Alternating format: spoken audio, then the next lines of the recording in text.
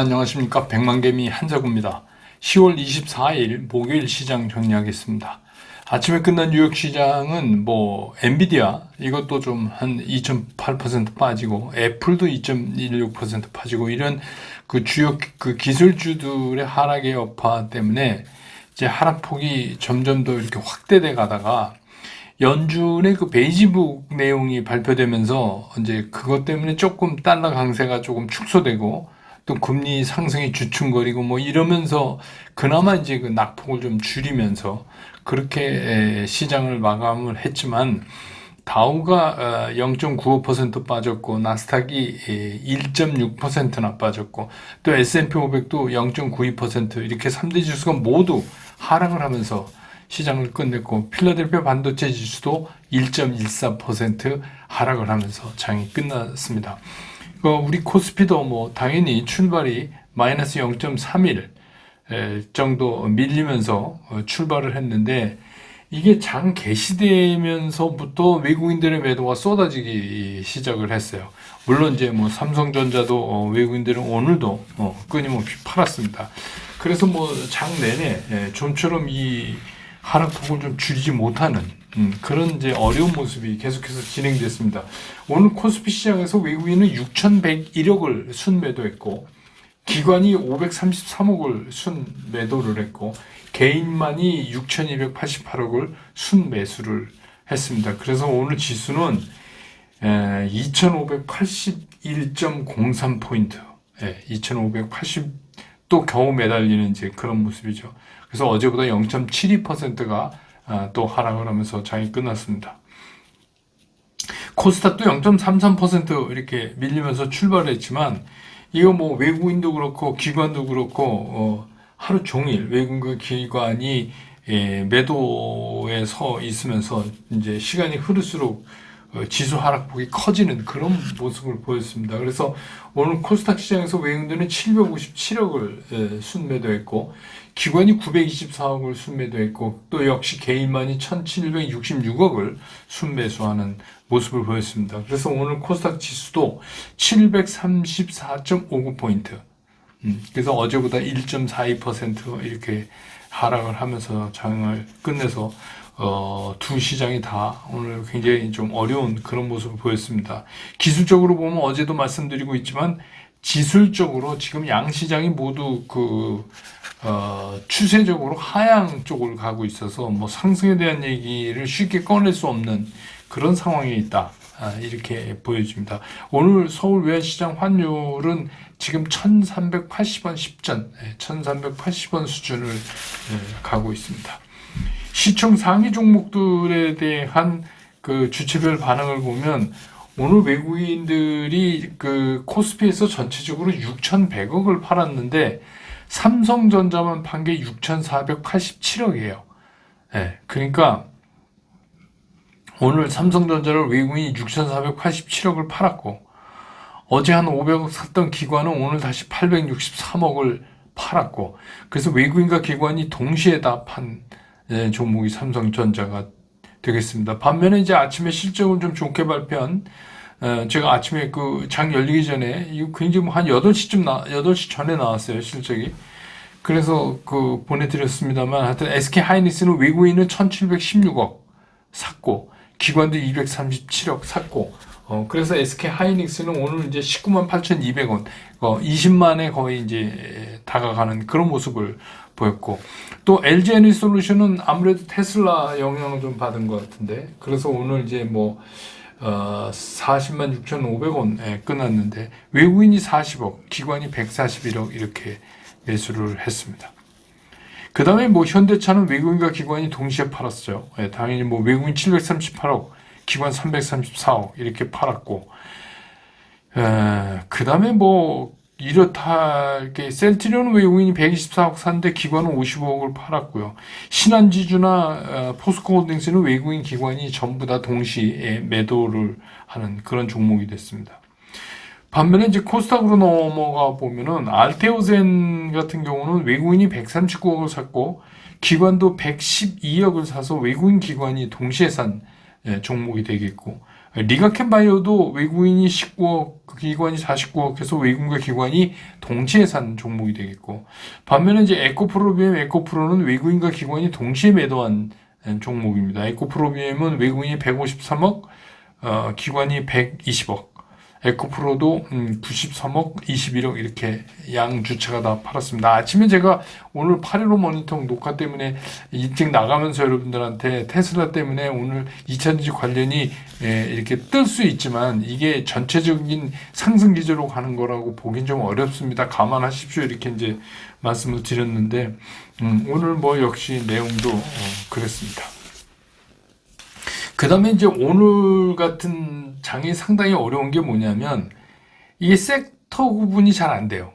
오늘 그 얘기는 무슨 얘기냐면, 개별 종목별로 뭐 이슈가 있는 종목, 뭐 예를 들자면 뭐, 지난번에 테슬라의 그 직원이 뭐 다녀간 회사다, 뭐 그러니까 이거 진짜 되게 황당해지기 시작하는데, 그런 식으로 지금은 매매하면 안 되는 됩니다.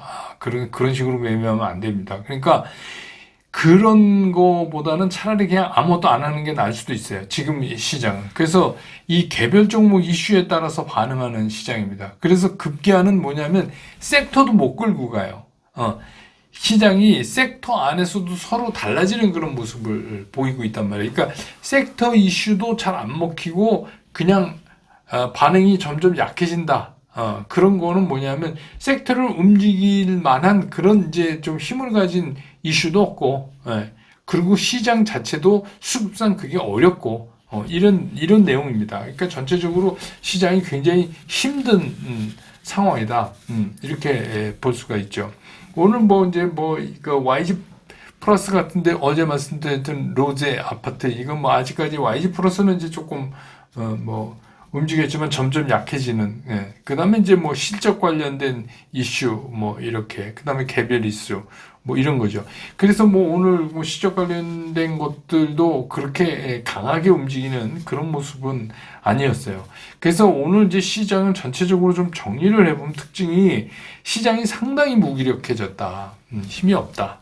그런 말입니다. 그래서 섹터별 움직임도 소화가 다 안 되는 그런 상황에 있다. 그래서 앞으로 제가 어제 말씀드린 그 뒤죽박죽이라고 그랬잖아요. 그러니까 이번 주에는 이제 실적 시즌이니까 실적이 그나마 나오면 그런 것들을 중심으로 해서 그냥 움직임이 이렇게 이어져 가는, 그러면서 이제 미국 대선으로 연결되는 그런 상황이 되지 않을까 이렇게 생각이 듭니다.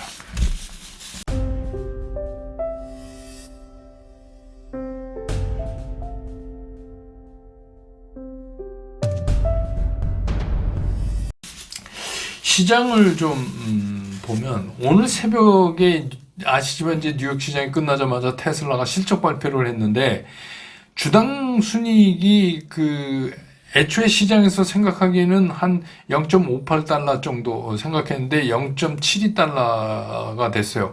그러니까 예상치를 이제 뛰어넘은 거죠. 그러면서 이제 시간에서 그 12%가 넘게 이렇게 상승하는, 급상승하는 이제 그런 모습을 보였습니다.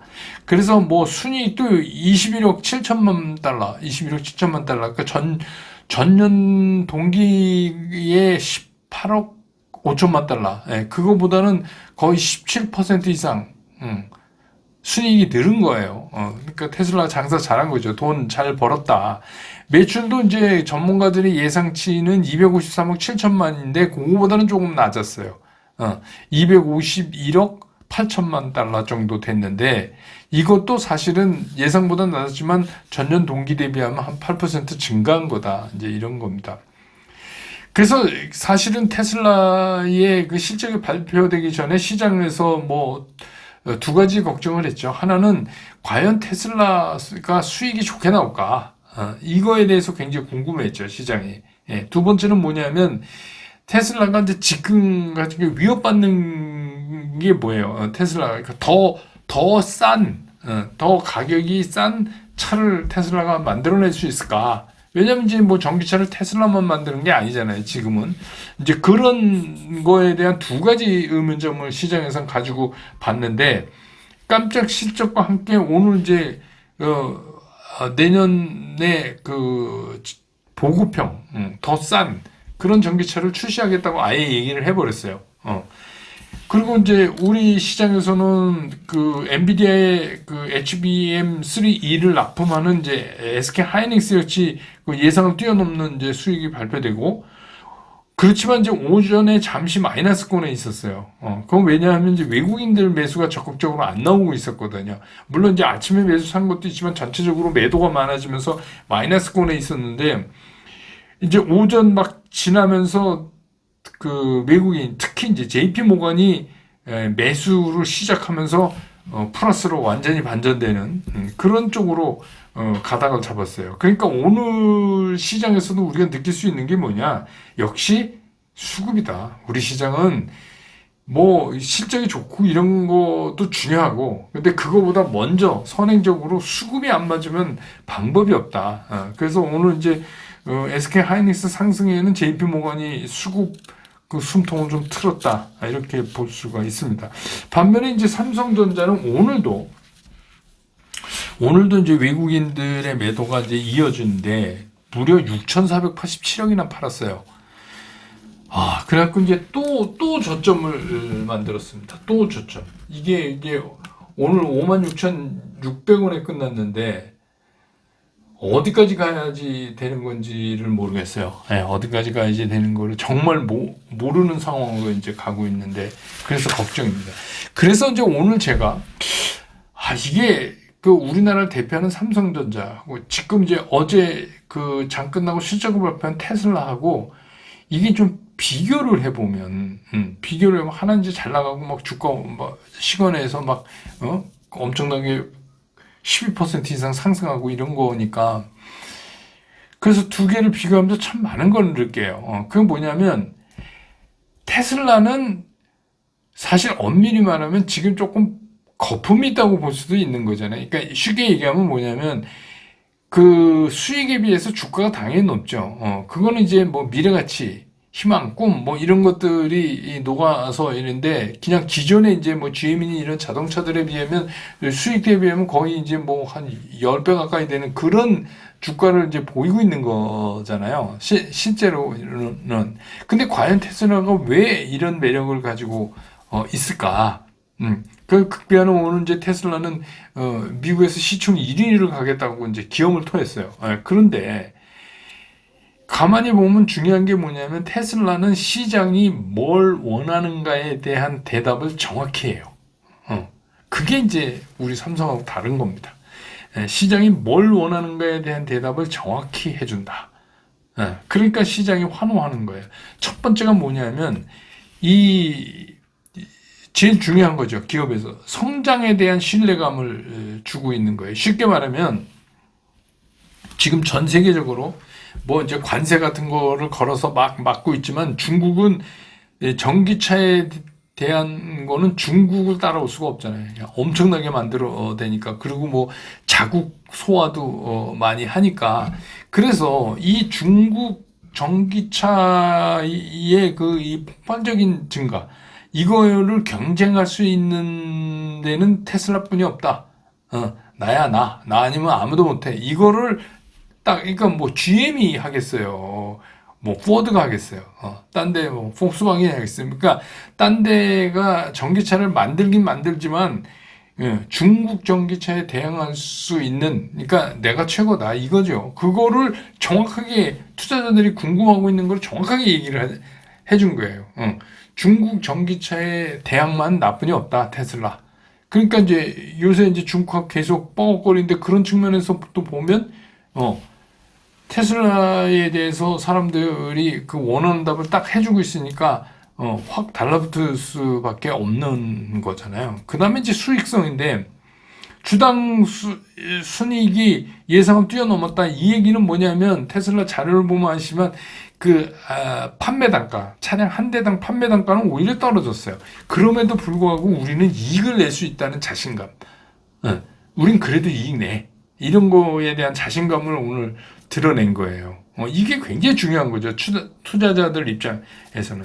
세 번째는 이제 그 위크 포인트죠. 테슬라의 위크 포인트가 있잖아요. 그게 뭐냐면 이제 완전 자율주행에 해당한다고 하면 그 HW3 그거가 그 완전 자율주행, 우리 FSD라고 얘기하는 거를 커버하지 못한다는 거에 대해서 그냥 얘기를 했어요. 커버하지 못해.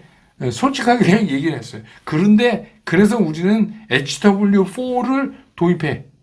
그거가 되면 완전 자율주행이 가능해.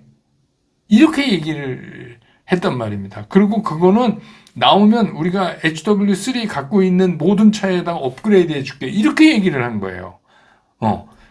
그러니까 그게 정확하게 얘기하면 시장이 듣고 싶은 꿈을 전달한 거 아니에요. 걱정하지 마. 그거 이렇게 해줄게. 이런 얘기를 하고 있는 거잖아요. 이게 굉장히 중요한 거예요. 기업에서 어떻게 얘기하느냐.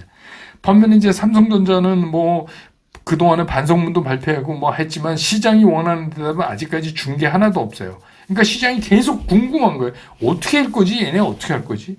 그러니까 이제는 이재용 회장이 말해야 되는 거 아닌가. 무슨 부회장이 나와서 그거가 아닌 것 같아요. 이제는 이재용 회장이 말해야 될 때가 된 것 같아요. 삼성전자의 꿈이 무엇인지, 그리고 현재의 문제점이 뭔지, 그 문제점은 정확하게 파악하고 있는가. 제가 오늘 하도 답답해서 예전에 이건희 회장님이 마누라하고 자식 빼고 모두 바꿔라 하고 그 얘기하신 그 영상을 제가 다시 봤어요. 정말 날카롭게 얘기를 하고 있어요. 근데 그때 그 선대 회장 말씀하고 지금 삼성 하나도 안 지키는 것 같아요. 제가 보면. 그러다가 이제 이 지경이 됐는데, 그러니까 그거를 어떻게 해결할 할 건지를, 로드맵을 설득력 있게 얘기를 해야 돼. 듣는 사람이 설득력. 그냥 내 얘기하는 게 아니에요. 내가 반성문 쓰고 그게 아니라, 투자자들이 그거를 이해할 수 있게 얘기를 해야 돼요. 그래서 이재용 회장이 생각하고 있는 기업의 철학은 뭐고, 그 삼성전자의 철학은 무엇인지, 그게 맞는 것인지, 틀린 것인지, 틀리면 어떻게 고쳐놓을 것인지, 이런 거가 얘기돼야 되잖아요. 지금 이제 그걸 시장이 다 걱정하는데, 그 얘기가 안 나와요. 그러니까 이 얘기가 안 나오는 한, 삼성전자 이 정도면 많이 빠진 거 아니야? 이러고 살만하지 못하다. 어제도 그 말씀 드렸고, 제가 이제 8.15 모니터에서도, 질문이 나오니까 당연히 이제 그 얘기를 하지만, 그렇게 접근할 수가 없는 상황이 지금 돼버렸어요. 그러니까 그거는 얘기를 해야 돼요. 근데 유수의 기업체들이, 오너들이 나와서 얘기를 하는데, 해야죠. 그래서 이거를 봉합해야죠. 어떻게 해서든지 하고, 다시 살려내야죠. 아니면 입 다물고 가만히 있으면 자꾸 죽어요. 지금같이 이렇게. 그래서 오늘 이제 제가 느끼는 건 참 시장은 냉정하다. 냉정하지만 정확하다. 시장은 굉장히 냉정해서 피도 눈물도 없고 하지만 굉장히 정확하다. 시장이 반응하는 게 그게 정확하다.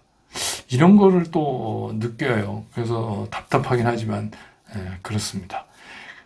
오늘 시장 정리 이렇게 끝내고 내일 또 금요일인데 내일 장 끝난 다음에 저는 다시 여러분 곁으로 돌아오겠습니다. 여러분 고맙습니다.